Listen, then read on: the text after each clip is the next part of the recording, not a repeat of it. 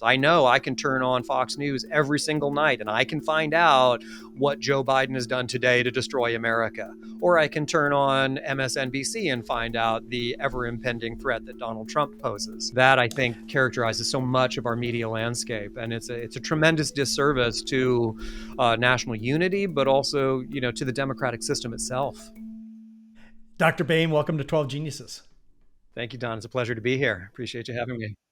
Happy to have this conversation with you. Let's start out with your background. Tell us who you are and how you got interested in the topic of media. Yeah, well, I think I always was interested in media. I loved TV. I actually think I wanted to be the play-by-play announcer for the Chicago Cubs. That was my childhood dream, was to be the next Harry Carey. I can date myself a little bit that way. I went to journalism school, Northwestern University, moved away from sports media, got very interested in politics and political media, in government, went out to Salt Lake City, Utah, where I worked in television news as a producer for several years at KSL TV.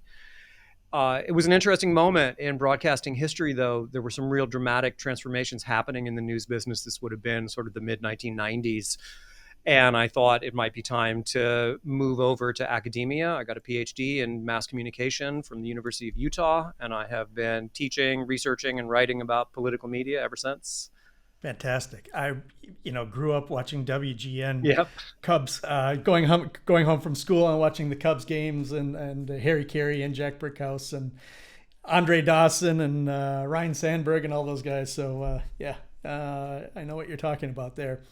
I'm curious about these changes that you were noticing when you were in Salt Lake, and maybe you can touch on those, but through the lens of giving us a history of political content in U.S. media. And you can go back as far as you want and kind of bring us to present day.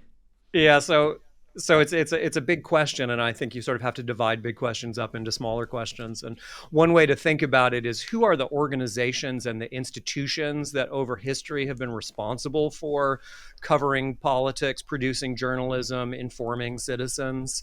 Those are not necessarily stable. We've seen some institutions come and go over the years. And then the related question is technology, which is, journalism and the political system itself are always intertwined with the dominant mode of mass communication of an era.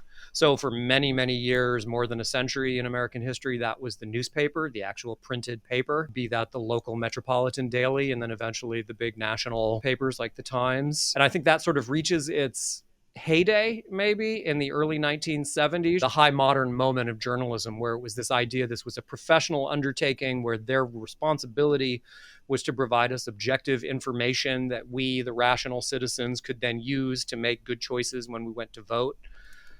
At the same time, by the time you get to the early 1970s, television is on the rise, maybe even established as a dominant mode of media.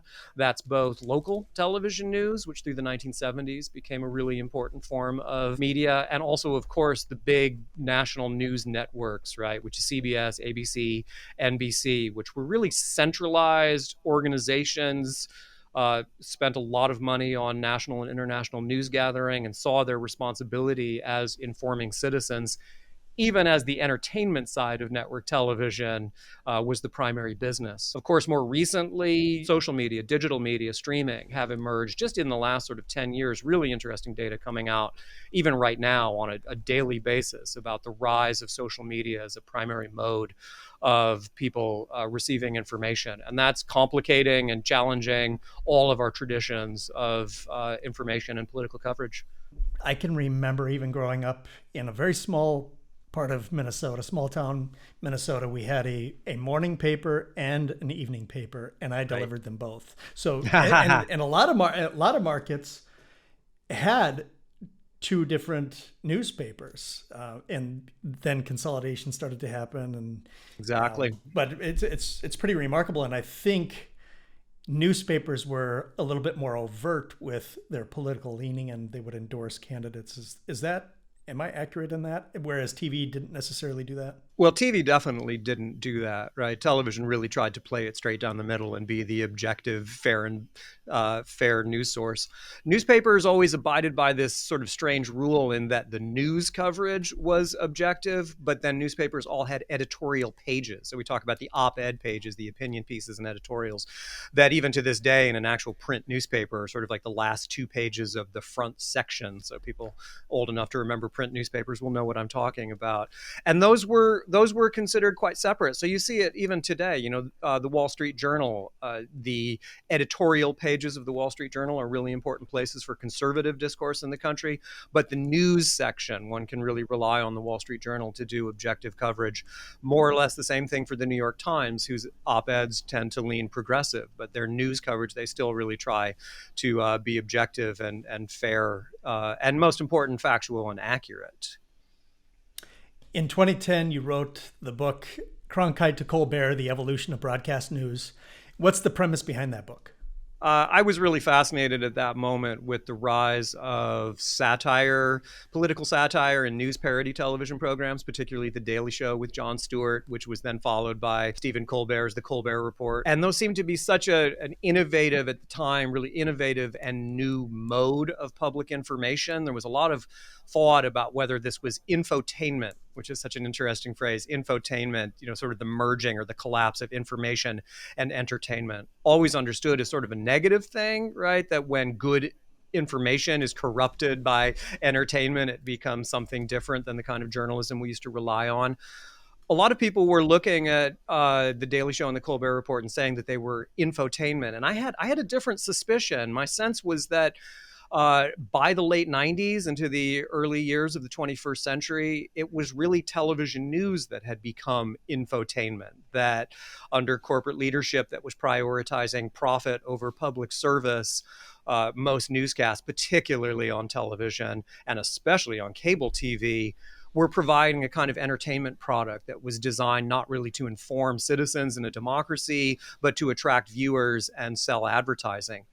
I had the suspicion, and a lot of people did at the time, that the satire news programs were actually trying to do an older form of journalism, hence Cronkite to Colbert, right? News back in the Walter Cronkite era, only in a very different format, using entertainment, using humor, using sarcasm, using irony to make important arguments about politics and to reinterpret the day's events in ways that mainstream television news wasn't doing. It seems to me, and this is just my perspective or what I've observed, but the left uses humor to deliver this kind of entertainment news, and the right uses more of a firebrand style of show, with like InfoWars with Alex Jones, being one of the older ones, but even like Sean Hannity and these types of programs. Is that accurate, or is there a humorous side to the right? That's a complicated question, and I think it is more or less accurate. There's been some pretty good research. My colleague Daniel Young at University of Delaware wrote a wonderful book called Irony and Outrage, making exactly that argument that the left tends to lead towards sarcasm, irony, and clever humor, and the right tends to lean towards sort of moral indignation and outrage. Outrage sells quite well, and it appeals to a different set of emotions, perhaps, than ironic sarcasm and satire traditionally have. But in this current age, they might be all blurring together themselves. It's hard to really tease out the boundaries anymore between satire and outrage. And on the right, I have colleagues who are working on this. A lot of outrage discourse on the right is trying to use humor much more. Gutfeld on Fox News is actually the highest rated satirical, comedic, political program on television. What is it about outrage that is so attractive? Because I had this realization maybe within the last year that both the left and the right, CNN and Fox News, they use this as a tool to fire their base up. But I realized that I don't want to be outraged. I actually want to be informed. But obviously there's money to be made by outraging the base. So what do you know about the attractiveness of outrage? Yeah, I mean, I think there's some deep I'm not a psychologist, but I think there's deep psychological tendencies toward we're really heightened by outrage, anger, fear. Those are quite primal emotions, and certainly in the information business, where the business is packaging information to sell, to charge advertising dollars and increase subscription rates, increase social metric engagement, social media engagements. Outrage and fear have always been potent ways of attracting an audience, as opposed to objective information, which is much more neutral, takes a lot more thinking and processing, and doesn't really fire it up. Another piece that's, I think, important to understand there is that opinions are cheaper than information. It costs a lot more to pay professionals to go out and do the hard work of reporting, and it costs a lot less to get pundits to sit in front of a camera and express vehement opinions. Yeah, that's a really good point. You had kind of alluded to some of the changes that we've experienced recently, social media being one of them, and I'm assuming mobile technology, the intersection of mobile technology and social media would be one. But I'm curious, what are some of the other major changes that you've seen since you wrote that book in 2010? Well, obviously, since 2010, the rise of social media being a platform, of course, where just about anyone can pitch in and the conversation can go in any direction. But mobile media, the technology where we have it in our pockets, we never need to disengage. We can stay plugged in constantly. And those are different phenomenon, but put the two of them together, it's a potent mix. Yeah, and I've been telling people that the difference between when we were kids and kids now is that we would hear about the world's problems twice a day. Right. When the morning newspaper came, and then when we watched the evening news. If you were a kind of a plugged-in teenager, right? That's pretty good. But now you can't escape it. And I am convinced that really challenges particularly young people's mental health. You're right. Back in the day, we had newspapers in the morning. We had half-hour television news programs in the evening, and that was it until the next day. And then we did it again, the 24-hour news cycle. And if you think about taking all of the complexity of a day and putting it in a 30-minute newscast, that's something really different than 24/7. News is not that interesting to be on for 24 hours a day with it. A half hour at 6 o'clock each evening, maybe. And if you think back, the Gulf War, the first Gulf War after Saddam Hussein invaded Kuwait and the United States went in, that was like the first 24/7 news event. The next one that came after that, the one that really changed the business of news, was the O.J. Simpson, the slow speed chase and the murder trial that got saturation coverage. That was the kind of story that they realized they could put on TV at that point all day long, every day, and people could dip in and out of it throughout the day and always enjoy it. And that really set a template for how 24-hour news is going to work. It can't really be, there aren't that many facts. It can't really be factual and deliberate and careful discussion of public affairs as much as breathless, sensational, entertaining, emotional. That you can mine 24/7. And perhaps what's changed so radically between, let's say, the mid-1990s and now is that politics has been turned into that kind of spectator sport where every day we're treated to narratives of fear and outrage and angst and emotion about what's happening in the political world every day. So we're looking at Twitter or X, excuse me, to see what's the latest update. And sometimes there aren't really updates, but we can tell that story over and over again and give it a different kind of moral or emotional inflection. And that's the model that cable TV and especially Fox News perfected. And social media, I think, increases those tendencies. When we were young, our source of freedom was the car. Yeah. And now young people, their source of freedom is the phone when they get their phone. But I also think that religion was a lot more prominent. Oh, interesting. Worshipping was a lot more prominent in the 70s and in the 80s. And now it's politics that determine our team. And this identity of our team is so ingrained in many of us. And I believe that is one of the reasons why we are so divided right now, is because we can't admit that our belief or our faith in our team might be wrong or might be flawed. Yeah, I think that's also an astute point. Politics and religion have fused together, in some cases quite literally, in ways that would have been unthinkable when you and I were young, before all this gray hair showed up in my head. And more than anything, I think we're seeing restructuring of all of daily life around identity. We come very early to decide what kinds of people are we, and that then dictates the kind of media we follow. It dictates the sorts of jobs we do. It dictates even where we live, the kinds of neighborhoods, the friends we keep, the people we vote for. All of that is really quite intertwined. And it seems like the pandemic has really accelerated this. I'm going to move to a place where the people have the same political beliefs that I do. And that I think has furthered our division. But I'm getting a bit off topic, but these things are really fascinating to me in terms of how they dictate our behaviors and particularly reinforce these teams that we have. Yeah, and I don't actually think it's off topic. I think it might actually be the heart of the topic. Scholars are developing the notion of what they call affective polarization. Polarization meaning we're pulling apart from one another. Affective meaning it's really about emotion and a sense of identity.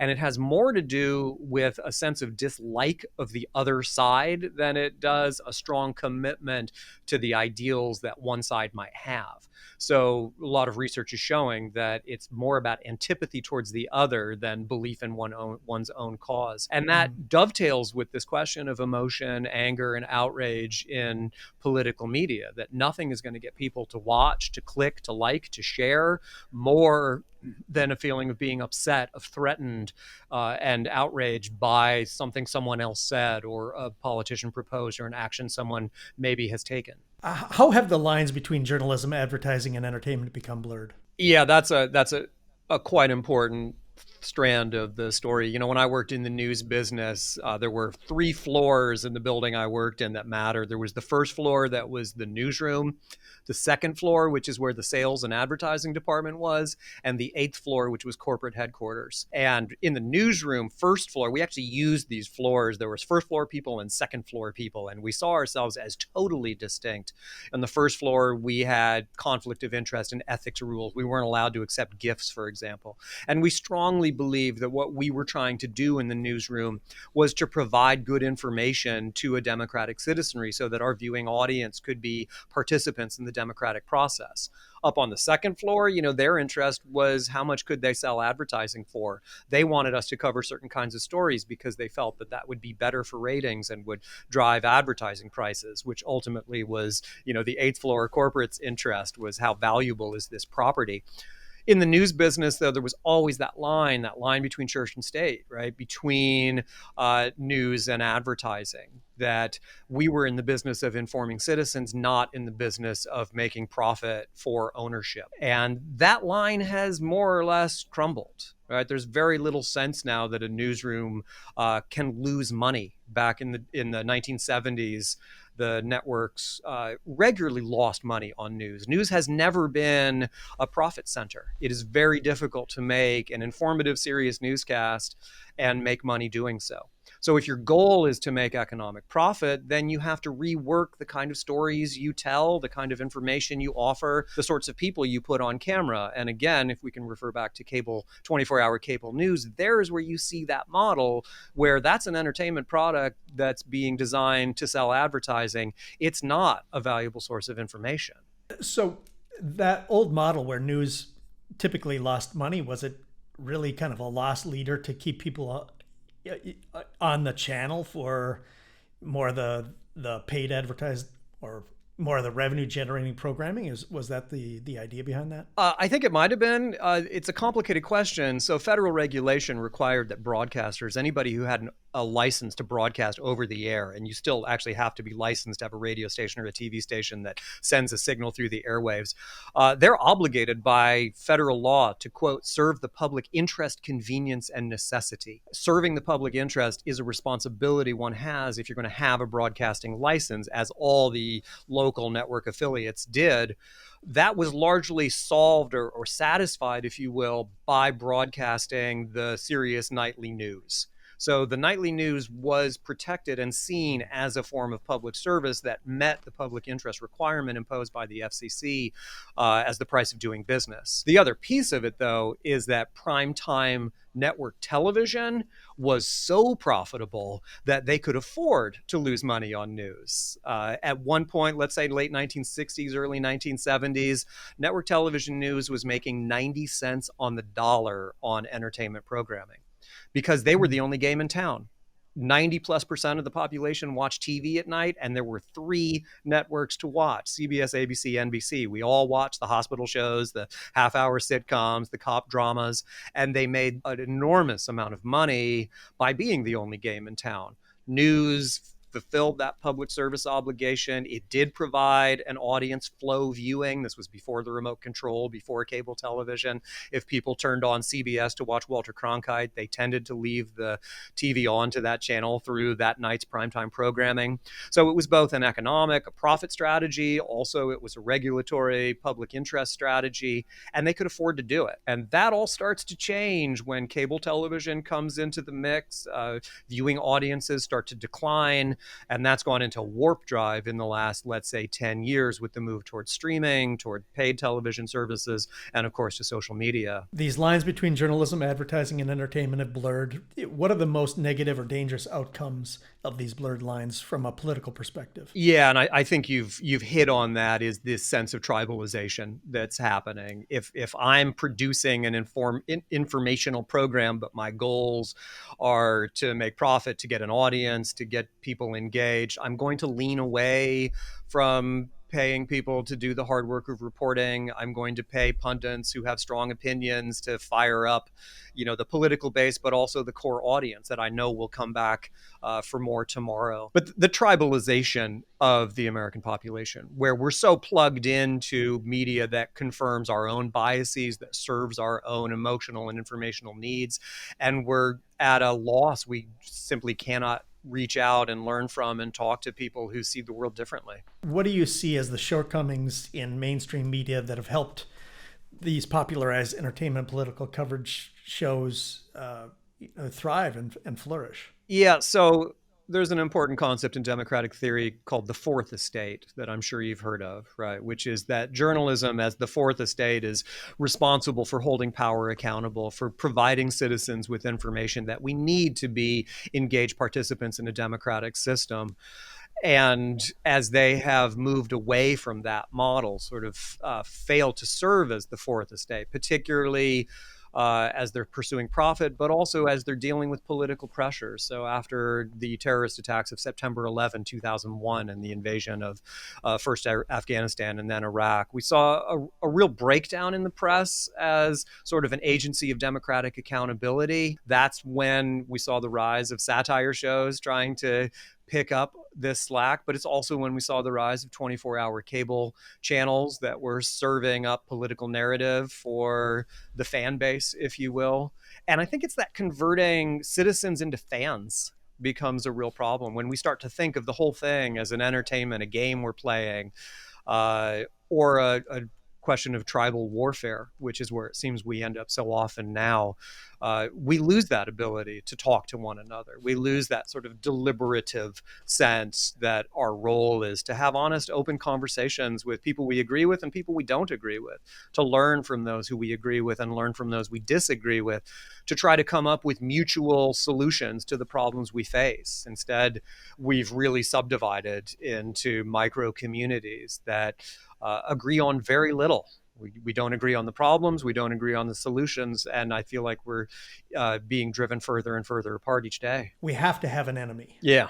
And that enemy was the Soviet Union when, the 60s, 70s, and 80s during the Cold War. When that disappeared, then many people saw the US government or another political party as the enemy. So we internalized the enemy. And I wonder if that resonates with you, if you agree with that, if that's one of the reasons why we have kind of settled into this political polarization. I think there's a lot of wisdom to that. There's a very deep theory that suggests that, one cannot define yourself and your in-group without another or the other, the outgroup, the people you are different from. And historically in this country, well, maybe not historically, it used to be North and South, right, back in the Civil War. Mm. But certainly in the 20th century, right, we looked outward at the forces of fascism and communism and totalitarianism as being problems that other countries and other systems and worldviews were facing. And you're right, with the fall of the Berlin Wall, the end of the Soviet Union, we lost that clear obvious enemy. Who does our society think the enemy is? And we don't have a shared enemy at all anymore. I know I can turn on Fox News every single night and I can find out what Joe Biden has done today to destroy America.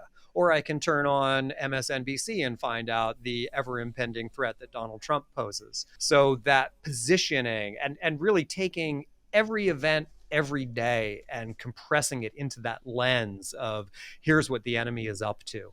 That I think characterizes so much of our media landscape, and it's a tremendous disservice to national unity, but also to the democratic system itself. And I think that television has nowhere near the power of algorithms on social media to feed continually stories that draw people in. It just gets continually refined and refined. I'm shocked at one or two clicks on Instagram and I'm fed constantly content relating to a particular topic.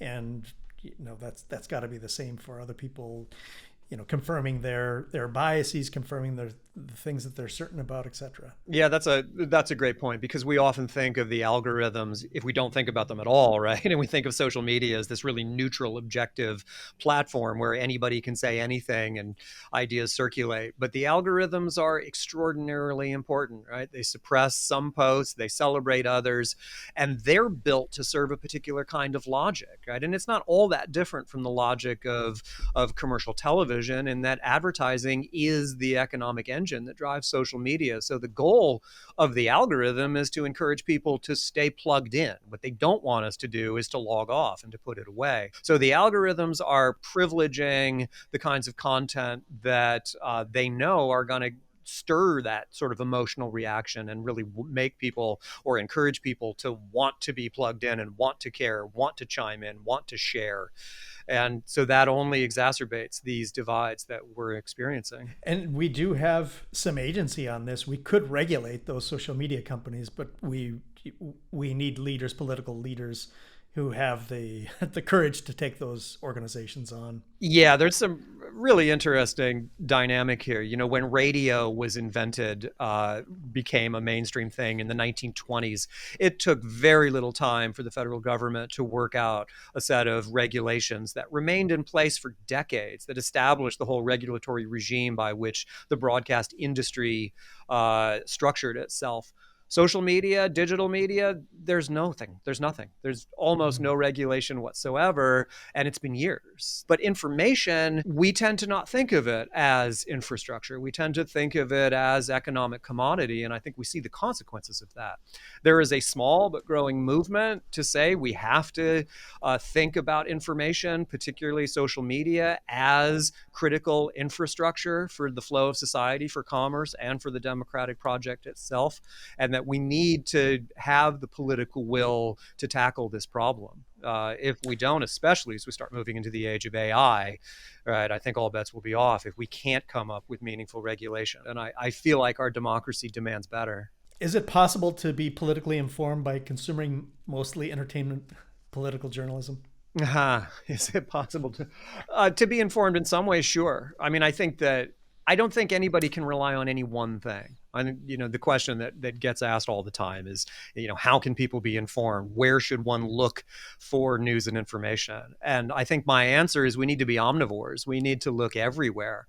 I think we need to be reading the big newspapers, the Post, the Times, the Wall Street Journal. I think we need to be listening to NPR and paying attention to public media. They get overlooked in this equation so often. I think we need to be supporting our local newspapers. As you said earlier on, there used to be 2 newspapers per town. Now there are entire swaths of the country that lack good local newspapers. Democracy begins in one's backyard, right? It's a local project at its root.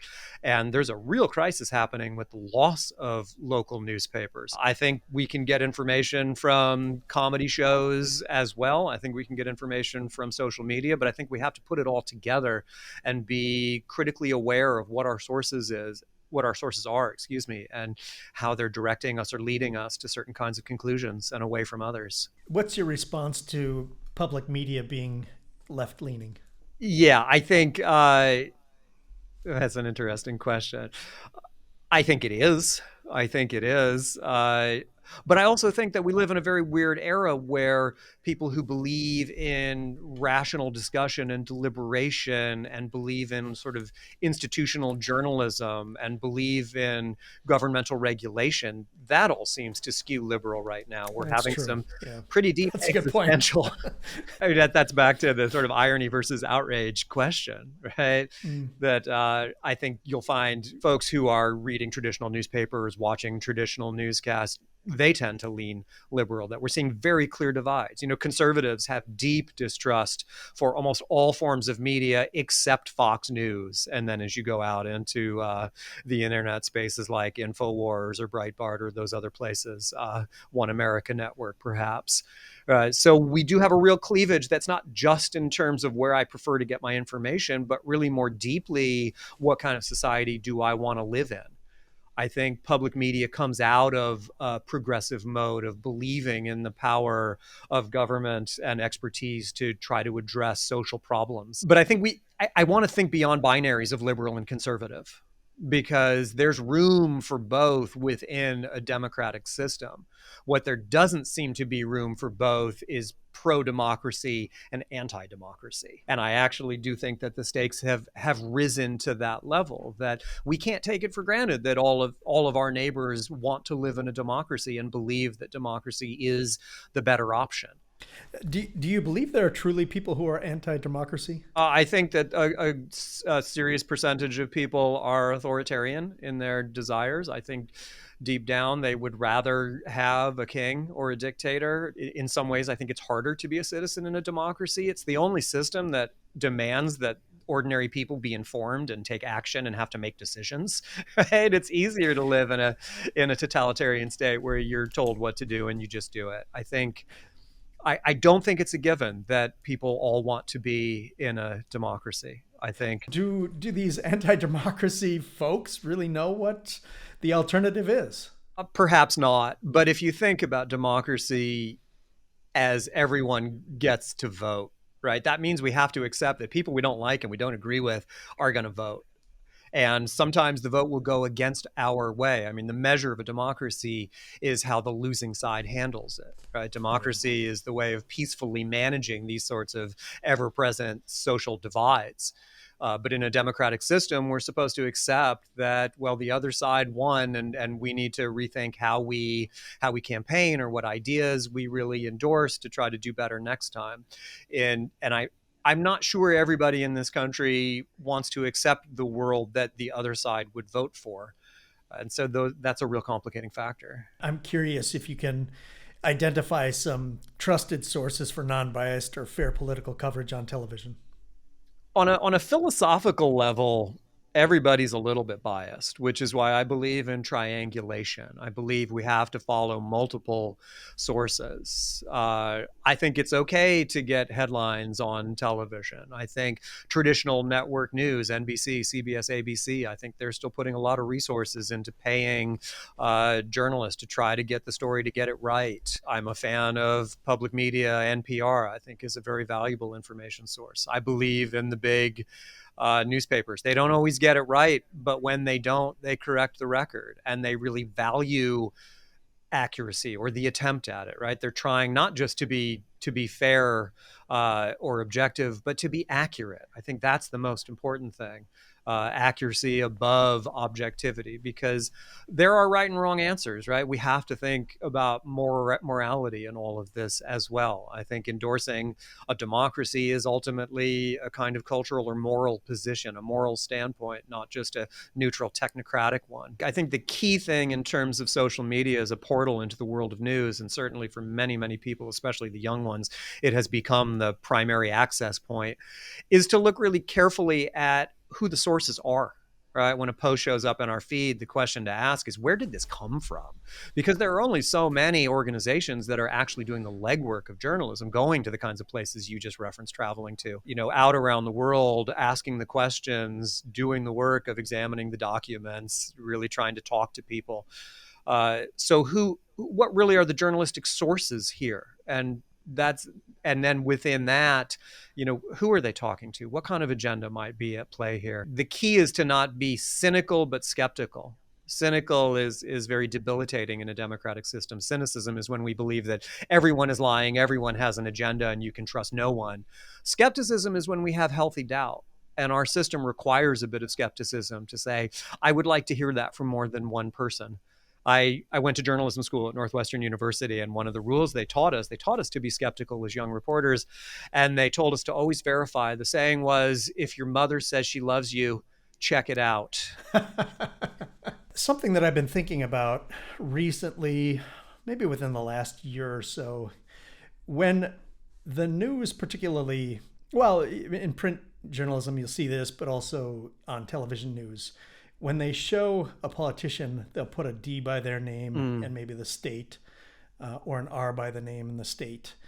And I wanted to ask you about the practice of that, because it actually really bothers me. And it bothers me because it kind of is positioning me to, what's the word? It's priming me for my response. So if that person's on my team, I'm going to agree with them. If that person is not on my team, I'm going to find flaws in what they have to say.